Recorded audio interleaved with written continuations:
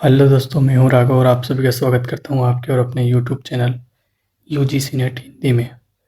जैसा कि हमने प्रताप नारायण मिश्र जी का निबंध शिव मूर्ति निबंध पढ़ लिया और उससे महत्वपूर्ण प्रश्न भी पढ़ लिए हमने, ठीक है।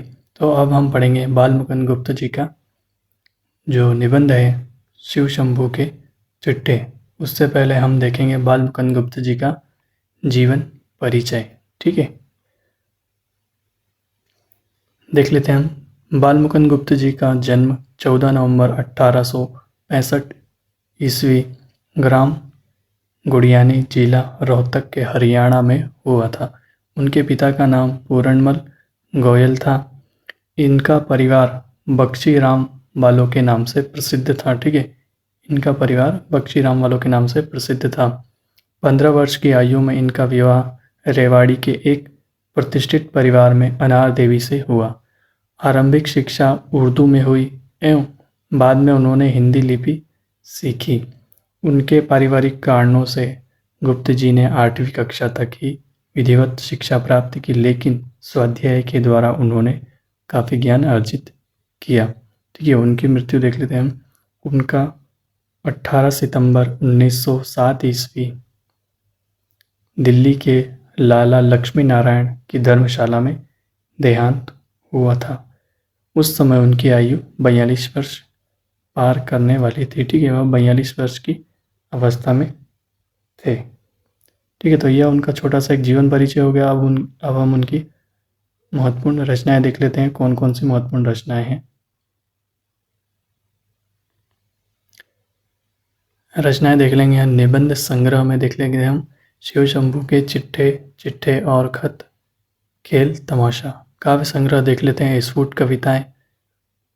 उर्दू पत्र देख लेते हैं, कौन कौन से पत्र लिखे उन्होंने। अखबार चुनार और कोहिनूर, ठीक है। प्रमुख संपादक मतलब किन किन पत्रिकाओं का उन्होंने संपादन किया है, तो अखबार ए चुनार, हिंदुस्तान, हिंदू बंगवासी और भारत मित्र, 4 पत्रिकाओं का उन्होंने प्रकाशन किया है, ठीक है। अब हम देख लेते हैं जो शिव शंभू के चिट्ठे हैं उसमें कितने चिट्ठे लिखे गए, उनका प्रकाशन वर्ष हम देखेंगे, ठीक है। सबसे पहले हम प्रकाशन वर्ष देख लेते हैं। बाल मुकुंद गुप्त जी शिव शंभू के चिट्ठे, ठीक है। शिव शंभू का चिट्ठा कृति में बाल मुकुंद गुप्त ने शिव शंभू शर्मा के कल्पित नाम से लॉर्ड कर्जन के शासनकाल में भारतीय जनता की दुर्दशा एवं लॉर्ड कर्जन के अहितकर कार्यों को प्रकट करने के लिए उन्हें नामांकित 8 चिट्ठे लिखे हैं। मतलब 8 चिट्ठे उन्होंने लिखे हैं लॉर्ड कर्जन के शासनकाल में, ठीक है। और उन्होंने एक कल्पित नाम मतलब एक नाम देकर, अपना नाम ना देकर किसी कल्पना करके नाम लिखा है शिव शंभू शर्मा के नाम से, ठीक है। तो चिट्ठे का प्रकाशन वर्ष देख लेते हैं कौन कौन से हैं, ठीक है। तो पहला चिट्ठा देख लेते हैं बनाम लॉर्ड कर्जन। इसका प्रकाशन 11 अप्रैल 1903 ईस्वी, और यह कौन सी पत्रिका में प्रकाशित हुई, तो भारत मित्र पत्रिका में प्रकाशित हुई। किसके नाम लिखा था, तो लॉर्ड कर्जन के नाम। अगला हम देख लेते हैं श्रीमान का स्वागत। इसका प्रकाशन 26 नवंबर 1904 ईस्वी, और कौन सी पत्रिका में, तो भारत मित्र में। और किसके नाम लिखा है, तो लॉर्ड कर्जन के नाम। अगला हम देख लेते हैं व्यास राय का कर्तव्य। 17 सितंबर 1904 ईस्वी में प्रकाशित हुआ, और किस पत्रिका में, तो भारत मित्र में। और किसके नाम लिखा गया, तो लॉर्ड कर्जन के नाम लिखा गया, ठीक है। अगला हम देख लेते हैं पीछे मत फेंकिए। इसका प्रकाशन 17 दिसंबर 1905 ईस्वी में भारत मित्र पत्रिका में प्रकाशित हुआ, और किसके नाम लिखा है, तो लॉर्ड कर्जन के नाम। अगला देख लेते हैं हम आशा का अंत। 25 फरवरी 1905 ईस्वी में इसका प्रकाशन हुआ। कौन सी पत्रिका में, तो भारत मित्र में। और किसके नाम लिखा है, तो लॉर्ड कर्जन के नाम। अगला देख लेते हैं एक दुराशा। 18 मार्च 1905 ईस्वी में इसका प्रकाशन हुआ। किस में पत्रिका में, तो भारत मित्र में। और किसके नाम लिखा है, तो लॉर्ड कर्जन के नाम। अगला देख लेते हैं विदाई संभाषण। 2 सितंबर 1905 ईस्वी में इसका प्रकाशन हुआ, और किस पत्रिका में, तो भारत मित्र पत्रिका में प्रकाशन हुआ, ठीक है। और किसके नाम लिखा है, तो लॉर्ड कर्जन के नाम। थोड़ी प्रिंटिंग मिस्टेक आ गई है, ठीक है, देख लीजिएगा आप। अगला देख लेते हैं हम बंग विच्छेद 21 अक्टूबर 1905 ईस्वी में इसका प्रकाशन हुआ और किस पत्रिका में, तो भारत मित्र में। और किसके नाम लिखा है, तो लॉर्ड कर्जन के नाम यह चिट्ठा लिखा है। ठीक है, अगला देख लेते हैं, लॉर्ड मिंटो का स्वागत। 23 सितंबर 1905 ईस्वी में इसका प्रकाशन हुआ और कौन सी पत्रिका में, तो भारत मित्र में। और किसके नाम लिखा गया, तो लॉर्ड मिंटो के नाम। ठीक है, तो यहाँ से 8 चिट्ठे जो हैं, 8 चिट्ठे तक लॉर्ड कर्जन के नाम लिखा गया। उसके बाद 9वां चिट्ठा है लॉर्ड मिंटो का स्वागत, तो लॉर्ड मिंटो के नाम लिखा गया। अगला देख लेते हैं, मार्ली साहब के नाम। 16 फरवरी 1907 ईस्वी में इसका प्रकाशन हुआ और भारत मित्र में इसका प्रकाशित हुआ। भारत मित्र पत्रिका में किसके नाम लिखा गया, तो भारत सचिव मिस्टर मल्लिक के नाम लिखा गया। ठीक है, अगला हम देख लेते हैं, आशीर्वाद। 30 मार्च 1907 ईस्वी में इसका प्रकाशन हुआ और कौन सी पत्रिका में, तो भारत मित्र में। और किसके नाम लिखा गया, तो लॉर्ड मिंटो के नाम लिखा गया। ठीक है, साहित्य खत 1 ठीक है, 25 नवंबर 1905 ईस्वी में लिखा गया, प्रकाशन हुआ और कौन सी पत्रिका में प्रकाशित हुआ, तो भारत मित्र में। और किसके नाम लिखा गया, तो फूलर साहब के नाम लिखा गया। ठीक है, अगला हम देख लेते हैं, शाइस्ते खां का खत 2। ठीक है, 18 अगस्त 1906 ईस्वी में इसका प्रकाशन हुआ। कौन सी पत्रिका में, तो भारत मित्र में। और किसके नाम लिखा गया, तो फूलर साहब के नाम। अगला देख लेते हैं, अंतिम और अगला, सर सैयद अहमद खां। 9 मार्च 1907 ईस्वी में इसका प्रकाशन हुआ और कौन सी पत्रिका में, तो भारत मित्र में।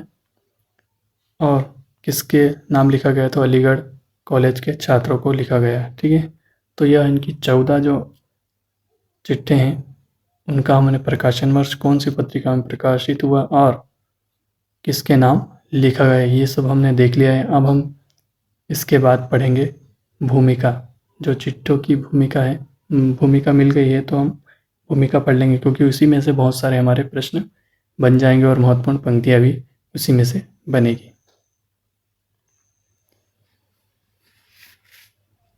ठीक है, तो हम भूमिका देख लेंगे। सबसे पहले भूमिका किस नाम से लिखी गई, तो गूंगी प्रजा का वकील शिव शंभू शर्मा।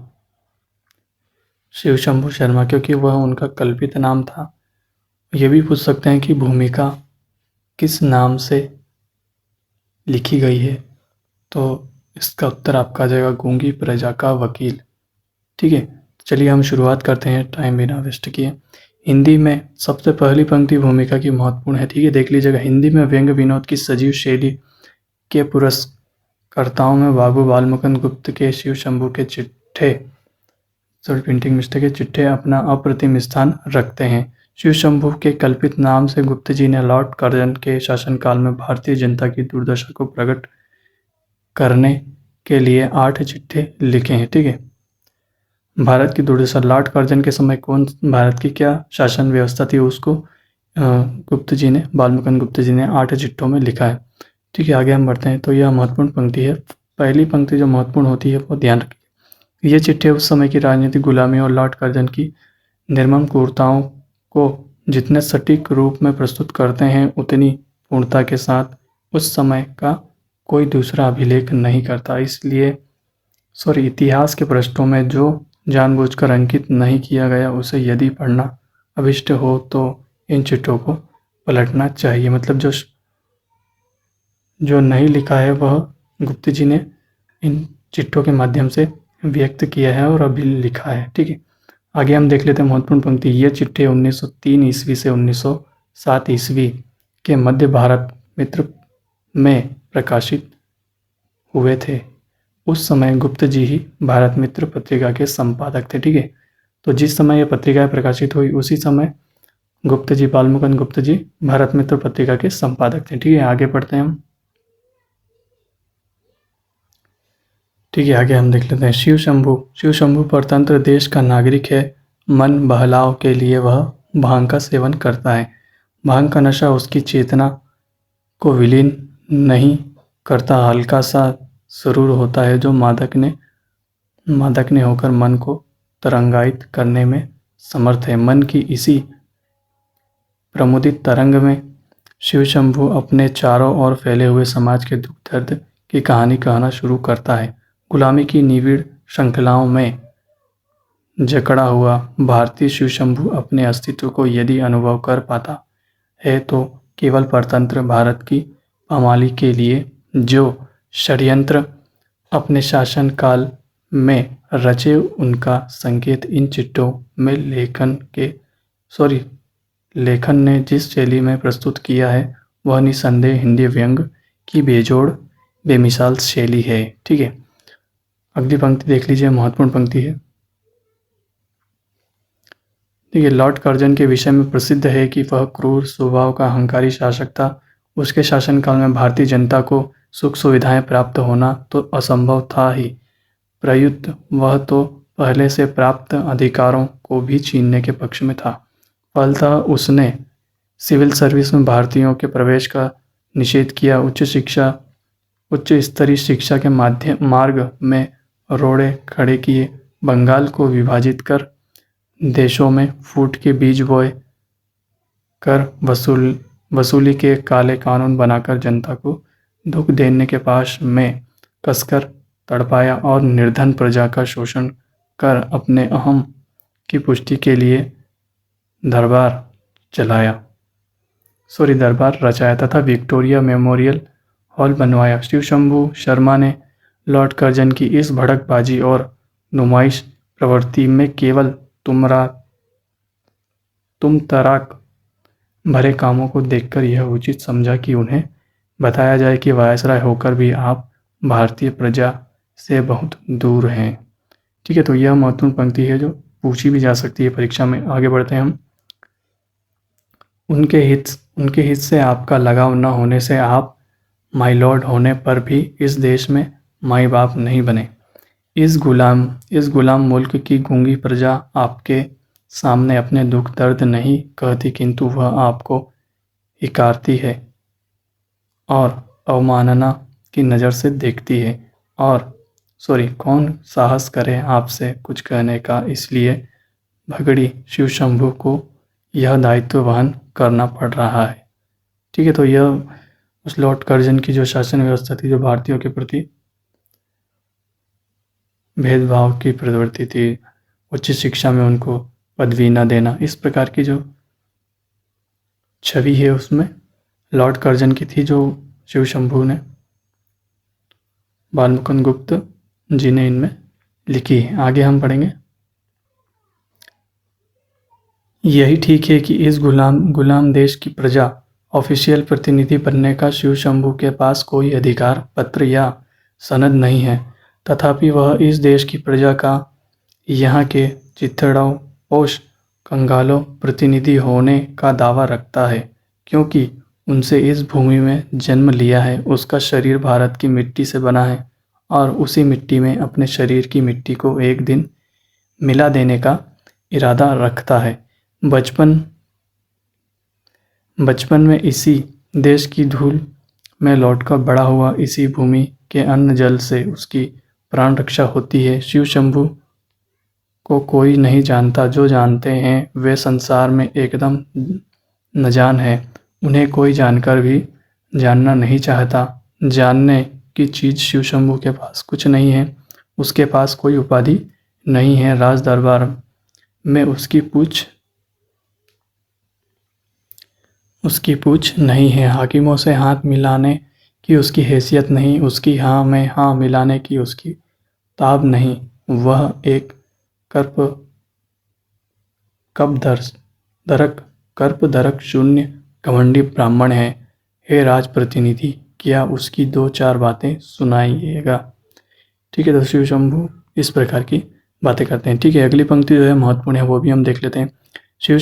शिव शंभू शर्मा ने अपनी हैसियत और सामर्थ्य की बात जिस गंभीर व्यंग में कही है, वह भारतीयों की दमित दशा का ही एक बोलता हुआ शब्द चित्र है।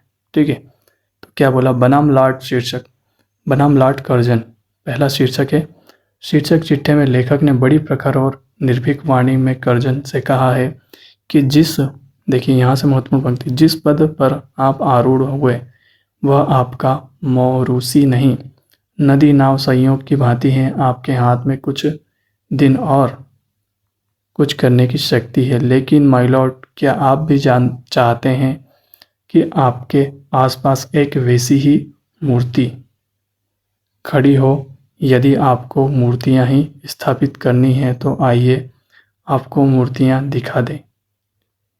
वह देखिए एक मूर्ति है जो किले के मैदान में नहीं है पर भारतीयों के हृदय में बनी हुई है। पहचानिए इसे। इस वीर पुरुष ने मैदान की मूर्ति से इस देश के करोड़ों गरीबों के हृदय में मूर्ति बनवाना अच्छा समझा। यह लॉर्ड रिपन की मूर्ति है और देखिए एक स्मृति मंदिर। यह आपके 50 लाख के संगमरमर से अधिक मजबूत और सैकड़ों गुना अधिक कीमती है। यह स्वर्गीय विक्टोरिया महारानी का सन 1858 ईस्वी का घोषणा पत्र है। आपकी यादगार भी यही बन सकती है यदि इन दो यादगारों की आपके जी में कुछ इज्जत हो। ठीक है, तो यह उनके विषय में कहा है शिव शंभू ने। अगली पंक्ति देख लेते हैं जो भी महत्वपूर्ण है। लॉर्ड कर्जन को अपना कार्यकाल पूरा करने के बाद दूसरी बार फिर से 2 वर्ष के लिए वायसराय नियुक्त किया। भारतवासी इस नियुक्ति पर अत्यंत खिन्न हुए, लेकिन वे करते भी क्या, जो कुछ खुदा दिखाए सो लाचार देखना। ठीक है, आगे हम पढ़ेंगे। शिव शंभू को भारत प्रभु कर्जन के इस द्विरांगवन की सूचना मिली तो उन्होंने भी बेबसी से सिर धुन डाला, लेकिन कलम के जरिए माइलॉट को उनकी पुरानी करनी के लिए कोसते हुए श्रीमान का स्वागत शीर्षक से दूसरा चिट्ठा लिखा। दूसरा चिट्ठा है श्रीमान का स्वागत। ठीक है, शीर्षक से दूसरा चिट्ठे में लॉर्ड कर्जन के काले कारनामों का व्यंग्यमयी भाषा में उल्लेख तो उन्होंने किया ही, पर भाग्यवादी विवश लाचार भारतीयों की तटस्थ वृत्ति का भी गहरे प्रहार किए। भारतवासी संघर्ष भीरु हैं। किसी भी संकट को स्वीकार करना, लिम्पित निराकार दृष्टा की भांति अतृप्त लोचन से नाटक के पटाक्षेपों को देखना उनका स्वभाव बन गया है। ठीक है, अगला जो पंक्ति है वो महत्वपूर्ण है, देख लीजिएगा। अथक ऐसे हैं कि कितने ही तमाशे देख गए पर दृष्टि नहीं हटाते। इन्होंने पृथ्वीराज जयचंद की तबाही देखी, मुसलमानों की बादशाही देखी, अकबर, बीरबल, खाना और तानसेन देखे, शाहजहां जी तख्ते ताऊस और शाही जुलूस देखे, फिर वही तख्त नादिर शाह को उठाकर ले जाते देखा, शिवाजी और औरंगजेब देखे, क्लाइव और हेस्टिंग्स से वीर बहादुर अंग्रेज देखे। देखते देखते बड़े शौक से लॉर्ड कर्जन का हाथियों का जुलूस और दिल्ली दरबार देखा। कोई दिखाने वाला चाहिए, भारतवासी देखने को सदा प्रस्तुत है। इस गुण में वे मोक्ष मरोड़कर कह सकते हैं कि संसार में कोई उनका सानी नहीं है। ठीक है, तो यह पंक्ति जो है महत्वपूर्ण है, देख लीजिएगा, नोट डाउन कर लीजिएगा। तो महत्वपूर्ण पंक्ति है, भूमिका में दे रखी है और निबंध में भी हम देखेंगे। भारतीयों की यह तमाशाई तबीयत आज भी ज्यों की त्यों है। दिल्ली में रोज जलसे जुलूस रहते हैं और राजधानी की जनता उनमें दर्शकों का फर्ज पूरी तरह अदा करती है। ठीक है, करती लगता है कि इस मुल्क में, ठीक है, यह पंक्ति भी महत्वपूर्ण है, लगता है कि इस मुल्क के बाशिंदों के पास कोई मुस्तकिल का काम नहीं है। मुस्तकबिल होगा ये, सॉरी है ना, तो प्रिंटिंग मिस्टेक आ गई। काम नहीं है। भीड़ भाड़, जलसे जलूस, खेल तमाशे, नाच गाने, भाषण, नाटक, यही सब होता रहता है और तमाशबीन जनता कामकाज के मुक्त हो इनमें डूबी रहती है। ठीक है, यह पंक्ति महत्वपूर्ण हो सकती है, देख लीजिएगा, नोट डाउन कर लीजिएगा। जो पंक्ति रेड कलर में है ना, वो पंक्ति महत्वपूर्ण है जो मैंने निशान लगा रखा है।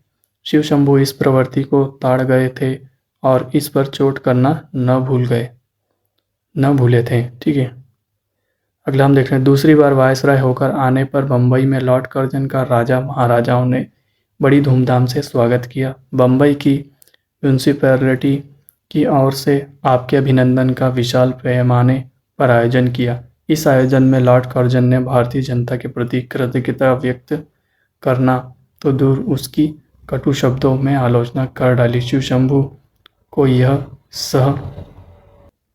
शिव शंभू को यह सहन न हुआ। उन्होंने अपने चिट्ठे में बड़ी स्पष्ट भाषा में बिना किसी लांग लपेट के लिख दिया। ठीक है, तो यह उन्होंने के विषय में लिख दिया। लॉर्ड कर्जन को संबोधित करते हुए लिखा है कि सच मानिए कि आपने इस देश को कुछ नहीं समझा, खाली समझने की शेखी में रहे और आशा नहीं कि इस अगले कई महीनों में भी कुछ समझे, किंतु इस देश ने आपको खूब समझ लिया और अधिक समझने की ज़रूरत नहीं है। ठीक है, तो यह उनकी महत्वपूर्ण पंक्ति है। आगे हम पढ़ेंगे। ठीक है, आपने गरीब प्रजा की ओर तक भी दृष्टि डालकर नहीं देखा, न गरीबों ने आपको जाना, जब आप अपना पद त्याग कर स्वदेश वापस जाओगे तो यह कभी ना कह सकेंगे कि भारत की प्रजा का मन अपने हाथ में किया। मतलब यह शिव शंभू जी ने उनके प्रति लिखा, जो जब वह दूसरी बार दरबार वायसराय बनकर आए थे। तो यह जो महत्वपूर्ण पंक्ति है, महत्वपूर्ण पंक्तियाँ जो है, ये परीक्षा की दृष्टि से भी महत्वपूर्ण है। आगे हम पढ़ लेते हैं। ठीक है, शिव शंभू की वाणी में न तो कहीं घिघियाहट है और न कहीं मिथ्या अहंकार का दर्प। उन्होंने स्पष्टवादिता को व्यंग में सानकर निर्भीकता का पुष्ट देकर बड़े सहज ढंग से प्रस्तुत किया है। अंग्रेजी राज्य के अखंड प्रताप को शिव शंभू जानते थे और यह भी जानते थे कि लॉर्ड कर्जन जैसे प्रचंड शासक के विरोध में कुछ भी कहने की शक्ति भारतीयों में नहीं है। किंतु शिव शंभू न तो भारत के राजा महाराजा थे और न नौकरशाही के गुलाम पुरजे। उनका स्वाभिमान परतंत्रता के क्षणों में आहत होने पर भी विनष्ट नहीं हुआ था। इसलिए जब उन्होंने लॉर्ड कर्जन और अंग्रेजों के प्रभुत्व का वर्णन किया तो उस पौराणिक निरंकुश राजा का स्मरण किया जिसे रावण के नाम से जाना जाता है, लेकिन स्मरण की शैली इतनी मोहक और मर्मस्पर्शी कि शिव शंभू राजनीतिक द्रोह के अपराध में पकड़े न जा सके। ठीक है, तो यह अगली पंक्ति जो है महत्वपूर्ण है, देख लेते हैं हम। भारत के निस्तेज और निर्वीय राजा महाराजाओं की दशा पर व्यंग करते हुए वे कहते हैं, ठीक है, भारत के राजा अब आपके हुक्म के बंदे हैं। उनको लेकर चाहे जुलूस निकालिए, चाहे दरबार बनाकर सलाम कराइए, चाहे उन्हें विलायत भिजवाइए, चाहे कलकत्ते बुलवाइए, जो चाहे जो कीजिए, वे हाजिर हैं। आपके हुक्म की तेजी तिब्बत के पहाड़ों की तरह बर्फ को पिघलाती है, फारस के खाड़ी का जल सुखाती है, काबुल के पहाड़ों को नरम करती है। जल, स्थल, वायु और आकाश में सर्वत्र आपकी विजय के इस धराधाम में अब अंग्रेजी प्रताप के आगे कोई उंगली उठाने वाला नहीं है। इस देश में एक महाप्रतापी राजा के प्रताप का वर्णन इस प्रकार किया जाता था कि इंद्र उसके यहाँ जल भरता था, पवन उसके यहाँ चक्की चलाता था, चांद सूरज उसके यहाँ रोशनी करते थे, अग्नि उसके यहाँ भोजन पकाती थी इत्यादि। पर अंग्रेजी प्रताप उससे भी बढ़ गया है। समुद्र अंग्रेजी राज्य का मलाल है, पहाड़ों की उत्पत्तियाएं, बैठने के लिए कुर्सी, मुड़े, बिजली कलें चलाने वाली दासी और हजारों मील खबर लेकर उड़ने वाली दूरी इत्यादि इत्यादि। मतलब इतनी सारी चीज़ों के वर्णन उन्होंने किया है। तो यह पंक्ति भी महत्वपूर्ण हो सकती है, आप नोट डाउन कर लीजिएगा। ठीक है, आगे हम पढ़ेंगे। लॉर्ड कर्जन को प्रबोधते हुए शिव शंभू ने भारतीय विचार दर्शन का बड़ी मार्मिकता शैली में दोहराया है। ठीक है, सॉरी, दोहराया हो गया। राजा मुंज को समझाते हुए बालक भोज ने कहा था, नेके नाप नेके नापी संगमंगता वसुमती मंजुस्वत्वया या यास्यति यास्यति। ठीक है, इसका अर्थ देख लियो। ठीक उसी भाषा में शिव शंभू कहते हैं कि विक्रम, अशोक और अकबर के साथ यह भूमि नहीं गई। औरंगजेब, अलाउद्दीन इसे मुट्ठी में दबाकर नहीं रख सके। महमूद, तैमूर और नादिर इसे लूट के माल के साथ ऊँटों और हाथियों पर लादकर न जा सके। आगे भी यह किसी के साथ नहीं जाएगी, चाहे कोई कितनी ही मजबूती क्यों ना हो। ठीक है, तो यह पंक्ति भी महत्वपूर्ण है, देख लीजिएगा आप, नोट डाउन कर लीजिएगा। जो जो पंक्तियां हैं रेड कलर में वो नोट डाउन कर लीजिएगा आप। ठीक है, आगे हम बढ़ेंगे। भारत की प्रजा को यह आशा थी कि दूसरी बार वायसराय होकर आने पर लॉर्ड कर्जन भारतीयों के हित के लिए कुछ न कुछ अवश्य करेंगे। ठीक है, उन्हें ऐसी भी आशा थी कि बड़े लॉर्ड अपने भाषण में उन सुधारों का उल्लेख करेंगे जो इस बार वे भारत में करना चाहते हैं। किंतु उनका भाषण देखें, उनका प्रथम भाषण भारतीयों की आशा का अंत करने वाला सिद्ध हुआ। शिव शंभू को भी इस भाषण से गहरी ठेस पहुंची और उन्होंने अपने 5वें चिट्ठे में अपनी वेदना को बड़ी व्यंग्यमयी भाषा में अभिव्यक्त किया। ठीक है, यह पंक्ति देख लीजिए क्या कहा। तो शिव शंभू ने पहले ही वाक्य में कहा, माय लॉर्ड, अब के आपके भाषण ने नशा किरकिरा कर दिया। नशा किरकिरा कर दिया। आशा से बंधा यह संसार चलता है। रोगी रोगी को रोग से, कैदी को कैद से, ऋणी को ऋण से, कंगाल को कंगाली से। इसी प्रकार हर एक कलेशित व्यक्ति को एक दिन अपने कलेश से मुक्त होने की आशा होती है, पर हाय, जब उसकी यह आशा भी भंग हो जाए, उस समय उसके कष्ट का ठिकाना। तो इस पर एक उन्होंने दोहा लिख दिया, किस्मत पे उस मुसाफिर खस्ता के रोइए, जो थक गया हो बैठ के मंजिल के सामने। ठीक है, तो यह एक पंक्ति उन्होंने इस पर लिखी है। आगे हम पढ़ेंगे।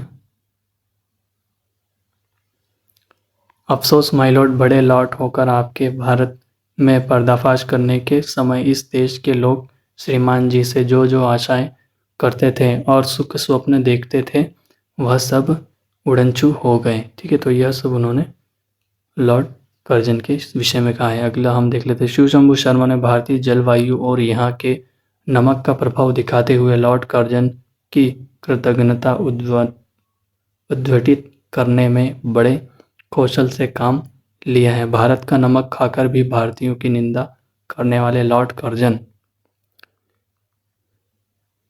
को निर्दोष ठहराते हुए कहा है कि यह तो यहाँ के नमक की तासीर है। यहाँ का नमक खाकर विचार बुद्धि खो जाती है, दया और सहृदयता भाग जाती है, उदारता उड़नछू हो जाती है, आंखों पर पट्टी बांधकर, कानों में ठीठे ठोककर, नाक में नकेल डालकर आदमी को जिधर तिधर घसीटे फिरता है और उसके मुख से खुल्लम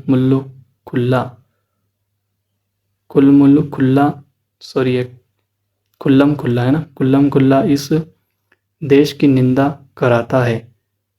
आदमी के मन में वह नमक यही जमा देता है कि जहाँ का खाना वहाँ की खूब निंदा करना और अपनी शेखी मारते जाना। कर्जन के लिए इससे बढ़कर और क्या व्यंग होगा।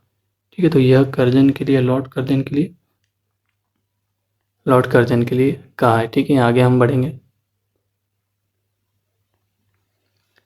देखिए, थोड़ी भूमिका बड़ी है पर इसमें से भी प्रश्न पूछे जा सकते हैं और इसमें पूरा वह सार जो 12 या 14 जो चिट्ठे हैं ना, उनका पूरा सारांश इसी में आपको मिलेगा। और अगर आपने भूमिका पढ़ ली तो आप अच्छे से जब पढ़ेंगे निबंध तो आपको अच्छी तरह समझ में आएगा। ठीक है, आगे हम पढ़ेंगे। भारतवर्ष की जनता नाना प्रकार के कष्टों को झेलती हुई भी राजा को दोषी नहीं ठहराती। वह अपने पूर्व जन्म के कर्मों का फल ही कष्ट में देखती है और फिर भी कर्जन अपनी कुटिलता में उसे धूर्त कहता है। शिव शंभू की कर्जन को यह कुटिलता सालती है और उसका मन अपने देश की भोली जनता की दरिद्र दशा पर द्रवित हो उठता है। वह गर्जन से कहते हैं कि आप नहीं जान सकते कि हम भारतीयों की नीति परायणता, सत्यवादिता और धर्मनिष्ठा कैसी है। आपके स्वदेशी यहाँ बड़ी बड़ी इमारतों में रहते हैं, जैसे रुचि हो वैसे पदार्थ भोग सकते हैं। भारत आपके लिए योग्य भूमि है, किंतु इस देश के लाखों आदमी इस देश में पैदा होकर आवारा कुत्तों की भांति भटक भटक कर मरते हैं।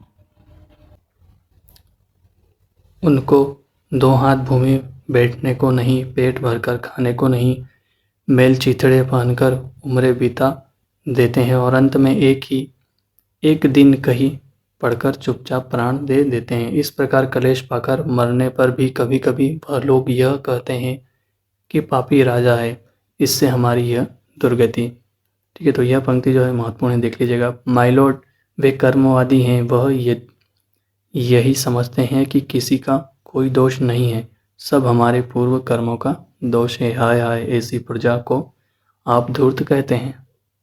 ठीक है, आगे हम बढ़ेंगे। हमारे देश में होली का पर्व उत्साह और उमंग का उत्सव है।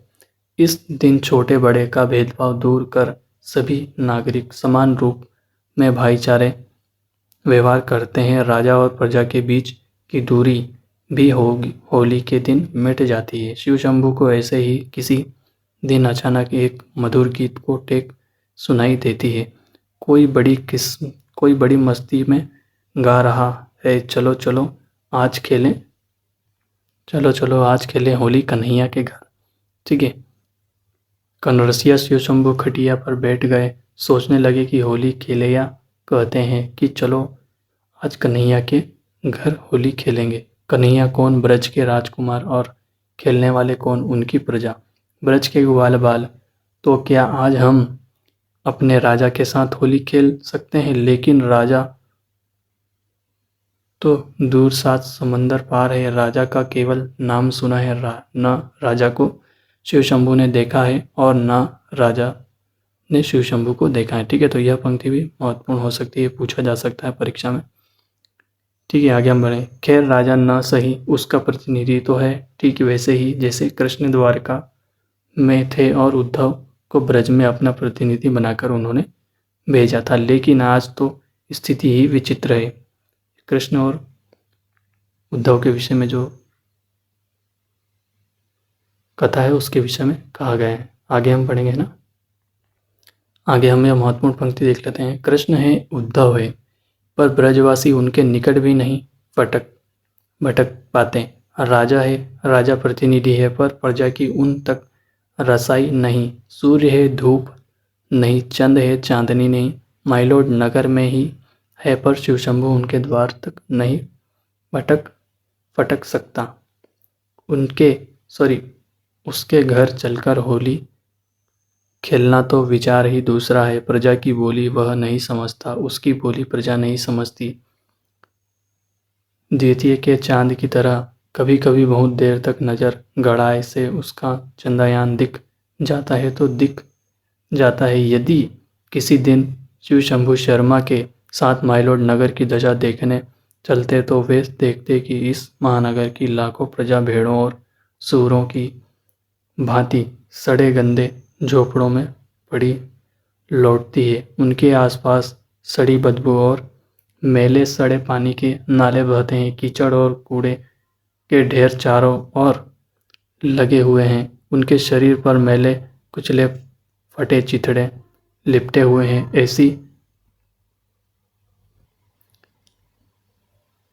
ऐसी विपन्नावस्था में भारत की प्रजा क्या कहकर अपने राजा और उसके प्रतिनिधि को संबोधन करे?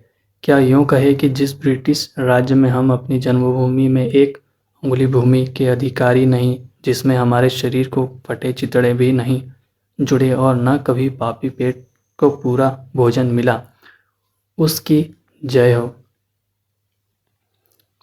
उसके राज प्रतिनिधि हाथियों का जुलूस निकालकर सबसे बड़े राज्य हाथी पर चवर छत्र लगाकर निकले और स्वदेश में जाकर प्रजा के सुखी होने का डंका बजाएं। ठीक है, आगे हम देख लेंगे। महत्वपूर्ण पंक्ति है, ये भी नोट डाउन कर लीजिएगा।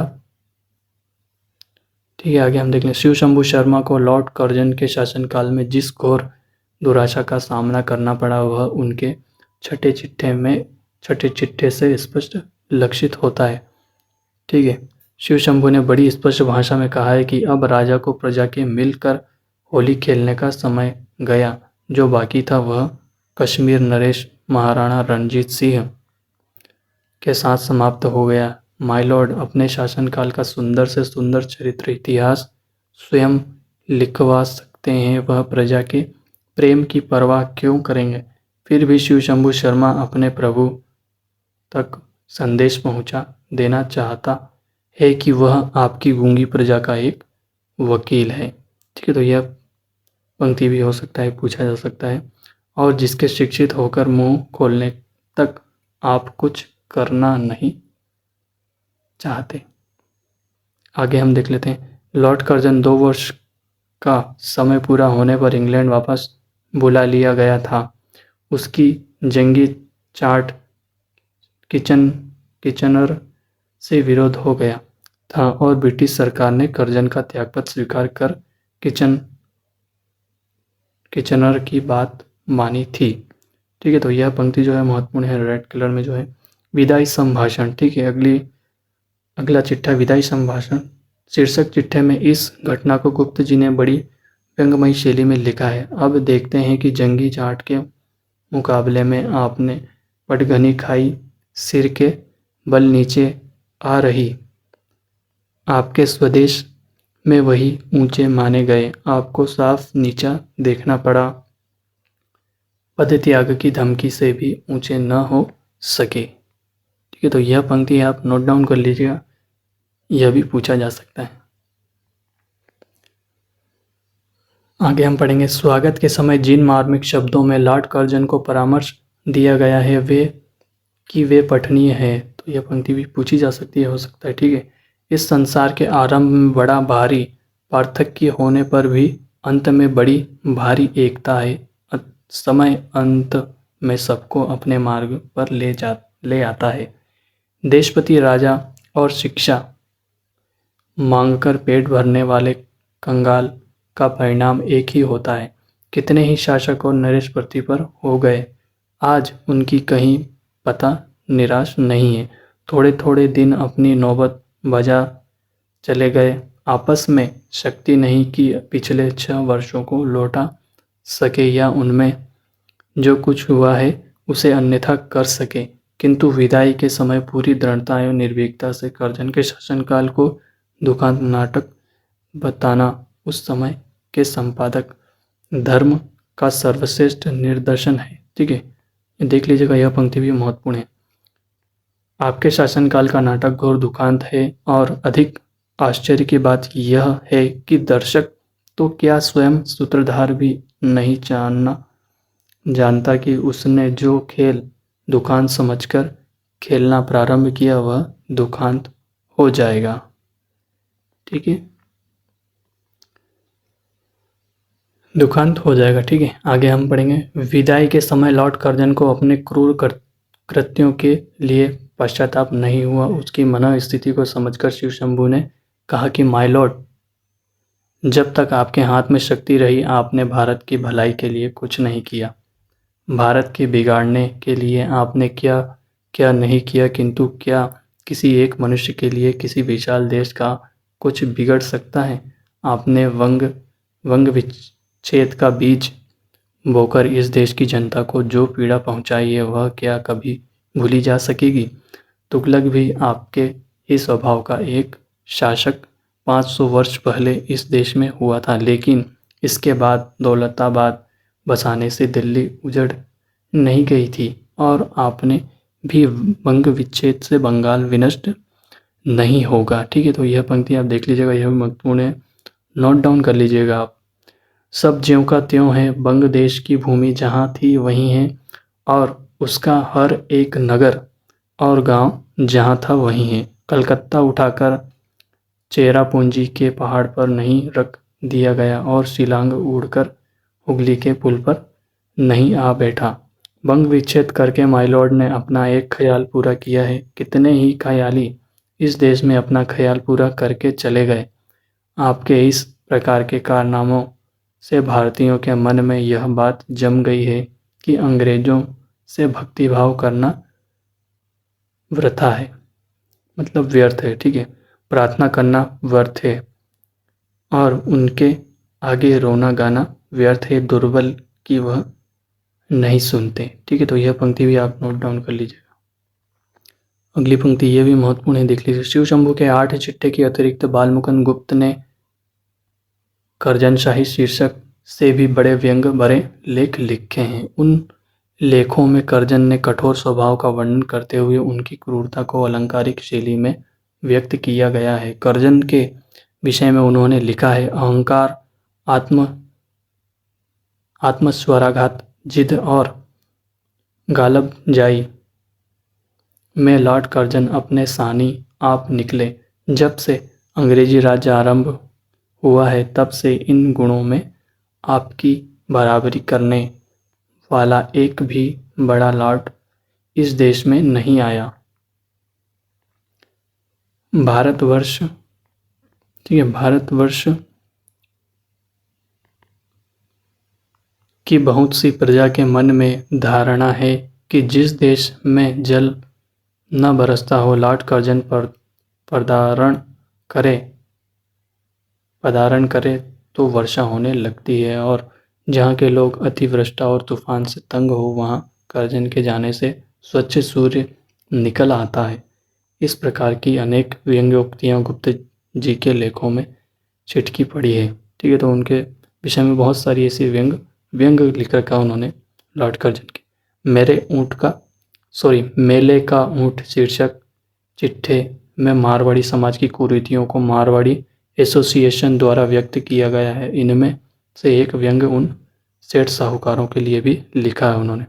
ठीक है, राय बहादुरों पर किया गया है कि जो चापलूसी द्वारा सरकार में प्रतिष्ठा प्राप्त करते हैं, जिनके बाप दादा भेड़ की आवाज़ सुनकर डर जाते थे, जिनको स्वयं चाकू से कलम का डंक काटते भय लगता, उन्हें सरकार ने राय बहादुर बनाया। जो लिखते अरिहीन पे सदा सेल के अंक, झपत नैन तिन सुनत के कटत कलंक को डंक। ठीक है, गुप्त जी के पहने व्यंग के लिए उनके काष्टक और होली है शीर्षक निबंध पठनीय है। मतलब इन्होंने दौर निबंध लिखे हैं जो व्यंग के नाम से प्रसिद्ध हैं। आगे हम देखेंगे बाबू, अगली महत्वपूर्ण पंक्ति है, बाबू बालमुकुंद गुप्त की शैली ने हिंदी में गद्य के धरातल पर व्यंग को प्रतिष्ठित किया। इसके पहले कविता में तो व्यंग आ गया था, किंतु गद्य के द्वारा गुप्त जी ने उन्हें व्यवहारिक एवं संप्रेषणीय बनाया। गुप्त जी के चिट्ठों के पाठक अपने समय में सबसे अधिक थे। अंग्रेजी में भी इनका अनुवाद भी ज्योतिन्द्र नाथ बनर्जी ने किया था, जो अंग्रेजों में भी चर्चा का विषय बना है। हिंदी के कई लेखकों ने इनके अनुकरण का भी प्रयास किया। व्यंग विनोद के माध्यम से राजनीति, समाज, शिक्षा, सुधार और प्रचार के क्षेत्र में जितना काम गुप्त जी ने किया उतना न तो उनसे पहले कोई लेखक कर सका था और न उनके बाद किसी ने इस क्षेत्र में ख्याति अर्जित की। गुप्त जी ने पद्य में भी अनेक रचनाएं की, किंतु उनकी मौलिक प्रतिभा के दर्शन हमें गद्य में ही होते हैं। इसलिए इस लघु लेख में हमने उनकी चुटली और मार्मिक कविताओं का उदाहरण के रूप में नहीं लिया है। गुप्त जी के 50 से अधिक लेख हैं जो व्यंग की दृष्टि से श्लाघ्य होने के साथ तत्कालीन राजनीति, समाज, शिक्षा तथा भारतीय स्थितियों का सजीव चित्र पाठक के सम्मुख उपस्थित करने में समर्थ है। अगली पंक्ति जो है महत्वपूर्ण है, देख लीजिएगा। भारत हिंदू युग के सच्चे वारिस और द्विवेदी युग के नायक के रूप में बालमुकुंद गुप्त का नाम हिंदी साहित्य के इतिहास में अमिट बना रहेगा। ठीक है, यह तो हमने इसकी भूमिका पूरी पढ़ ली है।